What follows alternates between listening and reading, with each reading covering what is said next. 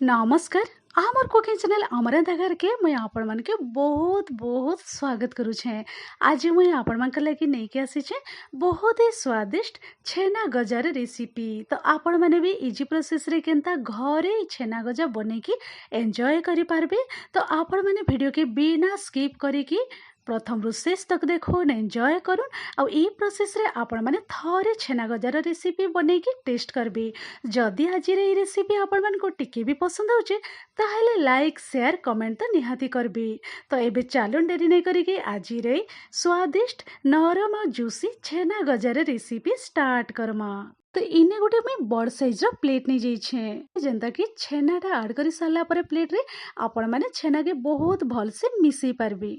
Plate रे मुई गिना रे गुट्टे गिना बड़ साइज रो गिना रे गुट्टे गिना भर्ती करिके मुई इने छेना दे दउछे। आ छेनाटा बिल्कुल भी ड्राई छेना नहीं नेबे। आपण माने टिके एंता मॉइस्चर थिबा से छेनाटा आपण माने यूज करबी। तो इने मुई आपण माने के हाथ रे देखै दउछे। एंता छेनाटा जदी आपण माने एंता हाथ रे धरी की देखले पूरा ओदा ओदा लागुथिबा। आ इने देखि पारुथिबे आपण माने हाथटा पूरा मॉइस्चर अच्छे माने टिके ओदा ओदा अच्छे। बस तो एटा पूरा परफेक्ट छेना।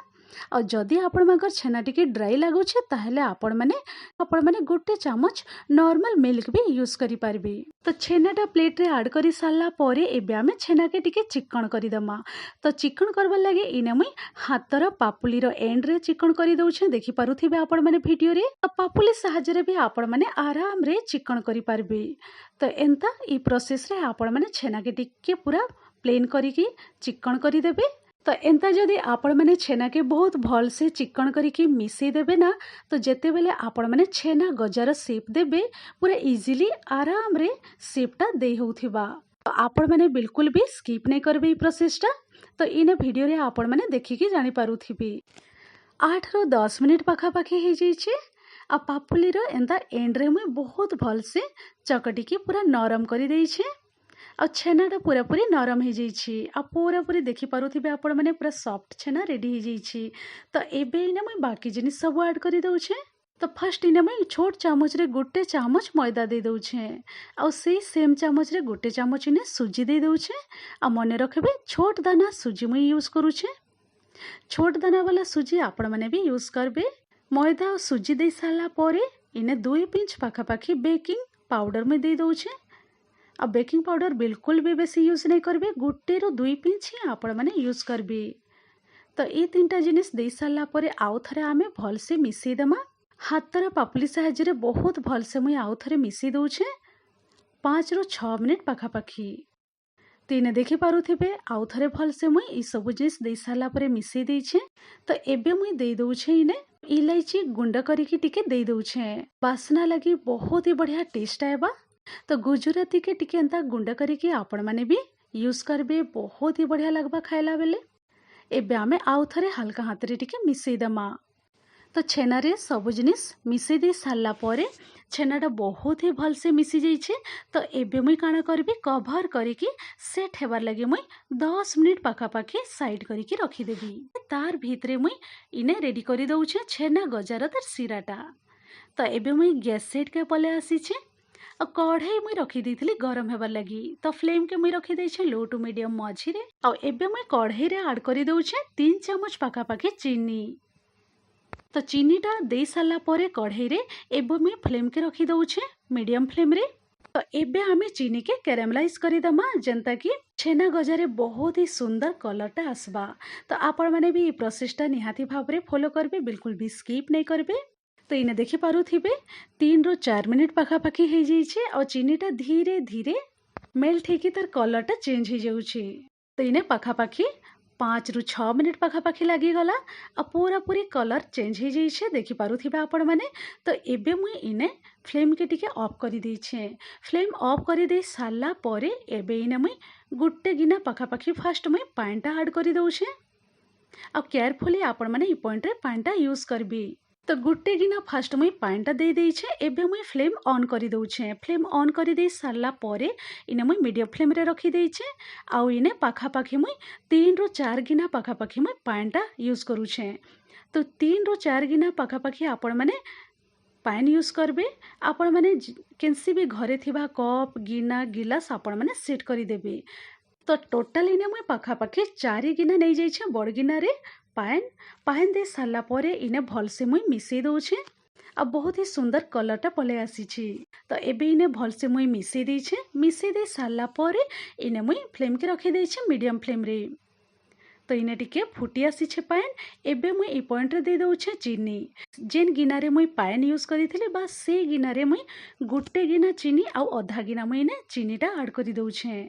तो चीनी ऐड करी सारला परे चीनी पानीटा भल से फुटबार लगी आमे 4-5 मिनिट पाखापाखि एंता छाड़ीदेमा बिना कभर करिकी।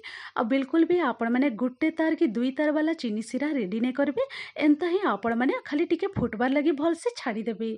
तो चीनी पानीटा भल से फुटबार भितरे आमे छेना गजार सेप देदेमा। तो एबे मुई ई साइड के पले आसीछे आ कभर खुलिकी आपण मानके इने देखै दउछे छेनाटा पूरापूरी भल से सेट हो जाइछि। तो देखि पारुथिबे आपण माने एबे आमे छेना गजार सेप देदेमा। तो हाथ साहाय्य आपण माने जेन साइज रो छेना गजा बनाबे से साइज रो एंता छोटा बॉल आपण माने नै जिबे आ हाथ 2 पापुली साहाय्य आपण माने छेना गजार सेप दे देबे। फर्स्ट आपण माने एंता छोटा बॉल सेप नै जिबे आ राउंड करिके आपण माने टिके चेप्टा करि देबे। तो इने आपण माने वीडियो रे देखिके जानि पारुथिबे एंता मुई टिके चारकुटिया सेप दे देइछे देखि पारुथिबे आपण माने गोल सेप भी आपण माने देई पारबी। तो इने मुई आपण मानके देखै दउछे गुटे छेना गजार सेप देकी आपण मानके इने देखै दउछे बहुत ही सुंदर छेना गजार सेप रेडी हो जाइछे। जदि आपण मानकर ई पॉइंट रे जदि छेनाटा टिके फाटी जाउछे ताहेले आपण माने काना करबे आ टिके आपण माने आधा चामच पाखापाखि मैदा ऐड करिके आउ थरे भल से 2-3 मिनिट मिसेई देबे।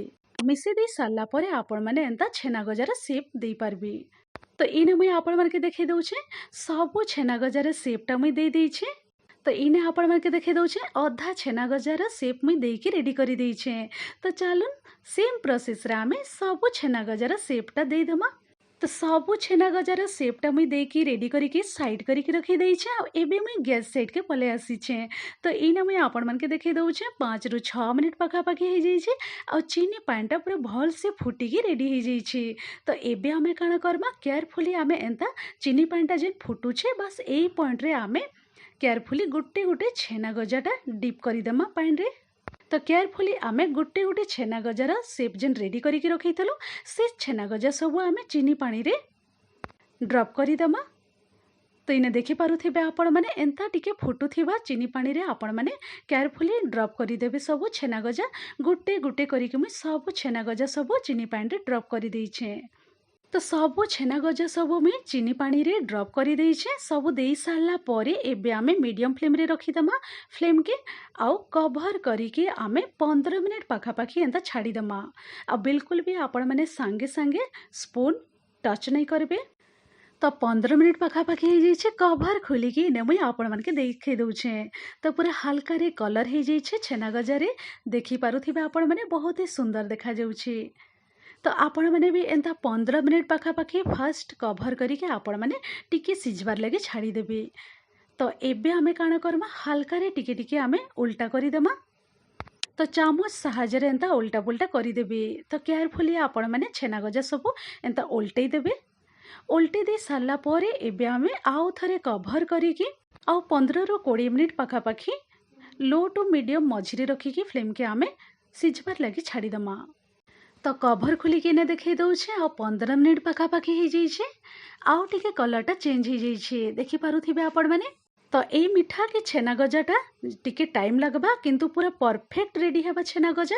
तो आपण माने भी घरे बने की निजर हाथ रे आपण माने टेस्ट करून आ पूरा पूरी परफेक्ट आ बहुत ही स्वादिष्ट नरम आ जूसी छेना गजाटा रेडी हो जाइछे। एबे मुई फ्लेम के पूरा पूरी लो रे रखी देउछे। लो फ्लेम रे रखिकी एबे मुई इने आउ टिके टेस्ट बढ़ाबार लगी इने छोट चामच रे गुटे चामच पाखापाखि घी टिके ऐड करि दउछे। गुटे चामच इने घी ऐड करि दे सारला परे आ गुटे रो 2 मिनिट मुई कभर करिकी एंता छाड़ी दउछे टिके फुटबार लगी। तो इने मुई कभर खोलिकी देखई दउछे आ 1 ରୁ 2 मिनिट पाखापाखि हेइ जाइछे आ फ्लेम के पूरापूरी मुई ऑफ करि देइछे। तो पूरापूरी रेडी हेइ जाइछे बहुत ही स्वादिष्ट जुसी नरम छेना गजारे रेसिपी। तो देखि पारले ना आपण माने बहुत ही इजी प्रोसेस रे आपण माने भी घरे ई छेना गजा बनेकी एन्जॉय करि पारबे आ निजर हाथरू आपण माने बनेकी जदी मिठा घरे आपण माने टेस्ट करबे तार मजा ही अलगा। तो आशा करबे आपण माने के ई छेना गजार रेसिपी बहुत ही पसंद हेइथिबा। तो छेना गजार मुई ई शेप देकी रेडी करिछे चाहिले आपण माने राउंड शेप भी देई पारबे नहले तो इने मुई मीडियम थिक रखिछे छेना गजा सब आपण माने चाहिले आउ टिके मोटा करिके छेना गजा भी रेडी करि पारबे। आ बहुत ही सुंदर देखा जाउछे कलर भी बहुत सुंदर आसीछे बहुत ही स्वादिष्ट मीठा रेडी हेइछि। आपण माने वीडियो के प्रथम रु शेष तक देखिथिबारु बहुत बहुत धन्यवाद दउछे। तो आज रे छेना गजार रेसिपी आपण मानको टिके भी पसंद हेइथिले लाइक शेयर कमेंट तो निहाती करबे। तो आपण माने भी निज हाथ रे बनै करी छेना गजा एन्जॉय करूँ। तो चलून मुई रहूचे फिर एंदा इजी टेस्टी स्वादिया रेसिपी नहीं कि गोटे नुआ वीडियो नुआ रेसिपी रे भेट पड़मे। Thanks for watching bye bye take care.